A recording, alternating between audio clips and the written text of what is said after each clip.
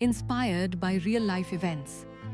Farhan grew up in a quiet corner of Rangpur, where mornings began with the distant azan, echoing through the mist-covered fields, where dew clung to the green rice plants like silent memories of the night, and where life moved slowly but carried an invisible pressure that shaped every child before they even understood what pressure meant. And Farhan was no exception, because from the very beginning, he learned that dreams were something people talked about during tea breaks, but rarely touched in real life. As his father, a disciplined and hard-working man, believed that survival came before desire, and his mother, though emotionally strong, always carried a quiet fear in her eyes whenever money became tight at the end of the month. And Farhan grew up watching all of this, absorbing silence more than words, understanding responsibility before understanding freedom. And in school, he was never the brightest student, nor the weakest, just someone who sat near the window, staring at distant skies, as if the answers to life were hidden beyond the clouds. And that habit of thinking too much slowly turned into a habit of dreaming too deeply. And by the time he reached his late teenage years, life placed him at a crossroads that would quietly define his entire future. Because after graduation, he received two opportunities at the same time. One was a stable job in a small local office in Rangpur with fixed salary, predictable routine, and the kind of life everyone called safe. While the other was an uncertain invitation from a small startup in the city that had no guarantee, no stability, only ambition, chaos, and the possibility of becoming something bigger than ordinary life allowed. And Farhan felt the weight of both choices, like two different futures pulling him in opposite directions. And one evening, he sat beside his father on the roof, watching the sunset slowly melt into the horizon. And after a long silence, he finally asked, "Abu, what should I choose if I want to change my life?" And his father didn't answer immediately, because he was a man who believed silence carried more truth than rushed advice. And after a moment, he said, "Safe choices will protect your today, but risky choices decide who you become tomorrow. So choose what you can live with, not what only feels easy now." And those words stayed inside Farhan like a permanent echo. And that night, he couldn't sleep, because every version of his future felt equally real and equally uncertain. But deep inside him, something refused to accept a life without struggle. And against his mother's silent worry, against relatives who told him to stay safe, against fear that whispered failure into his thoughts, Farhan chose the startup, stepping into a world he barely understood.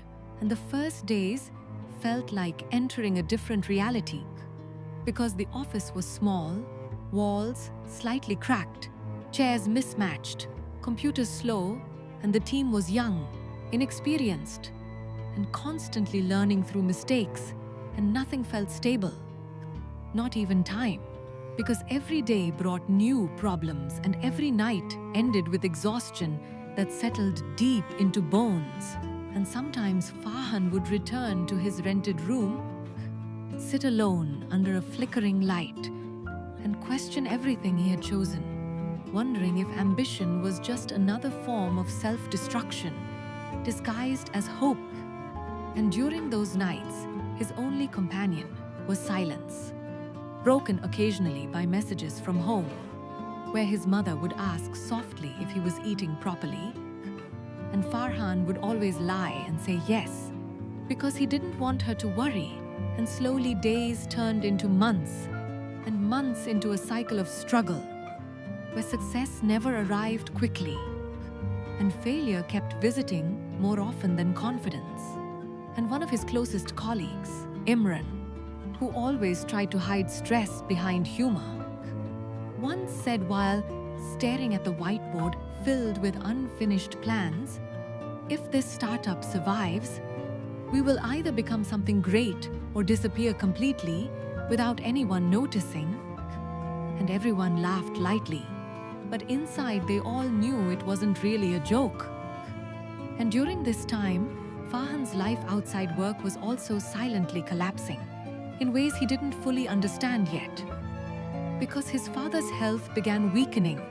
Small signs at first: fatigue, weakness, occasional dizziness, things that seemed normal in a hard-working life, but slowly becoming serious enough to worry his family. Though they avoided telling Farhan fully because they didn't want to break his focus. And that silence became dangerous because Farhan kept pushing forward, believing everything at home was stable, until one evening he received a call from his mother, her voice trembling in a way he had never heard before, saying, "Your father fainted again. Doctors want more tests." And in that moment, everything inside him stopped. Because suddenly, all his struggles in the city felt meaningless compared to the fear of losing the man who had quietly shaped his entire life. And he rushed back home immediately, traveling through roads that felt longer than usual, as if distance itself had increased out of emotional weight. And when he reached the hospital, seeing his father lying weak on the bed, Farhan felt something break inside him that he could not express in words. Because his father, once strong and silent like a mountain, now looked fragile, tired, and human in a way Farhan had never been prepared for. And he sat beside him, holding his hand, feeling the rough skin that carried years of labor. And his father slowly opened his eyes and said softly, "You came. Don't stop your journey because of me. I am already proud." And those words hurt more than any failure Farhan had ever faced, because they carried love, sacrifice, and acceptance all at once. And after a few days, he had to return to the city again, leaving behind uncertainty at home and unfinished dreams in his chest. And the startup entered its darkest phase shortly after, because funding started drying, clients delayed payments, team morale collapsed, and many people began leaving one by one, until the office felt emptier every day. And one rainy evening, Farhan and Imran sat alone in the office, watching water slide down the window like tears from the sky. And Imran said quietly, "Maybe this is where it ends." And Farhan stayed silent for a long time, listening only to the sound of rain. And then he said, "No, this is the part where most people quit, not where stories end." And that night, he didn't sleep. Instead, he rebuilt plans, restructured strategies, called clients personally, took responsibilities beyond his role, and worked like someone trying to rebuild something that was already falling apart. And slowly, painfully, things began to change. Not suddenly, not dramatically, but gradually. Like dawn replacing darkness without announcing itself. And months passed, and stability began returning in small fragments.